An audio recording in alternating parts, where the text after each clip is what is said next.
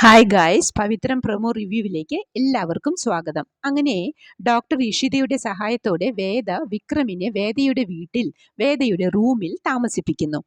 ഇവിടെ അച്ഛനും ശ്രീകാന്തും ഒക്കെ അറിഞ്ഞാൽ പ്രശ്നമാവില്ലേ എന്ന് വിക്രമിന്റെ ചോദ്യത്തിന് പണ്ടേ അവർ എൻ്റെ റൂമിൽ വരാറില്ല, ഇപ്പോൾ പിന്നെ പ്രത്യേകിച്ചും എന്ന് പറയുന്നുണ്ട് വേദ. വിക്രമിന്റെ മുറിവൊക്കെ തുടച്ച് വൃത്തിയാക്കുന്നുണ്ട് വേദ. അച്ഛനെ തല്ലിയെന്നറിഞ്ഞപ്പോൾ എനിക്ക് അനങ്ങാതിരിക്കാൻ കഴിഞ്ഞില്ല, താൻ എന്നോട് ക്ഷമിക്കേ എന്ന് പറയുമ്പോൾ ദേഷ്യത്തോടെ വിക്രമിനെ നോക്കുന്നുണ്ട് വേദ.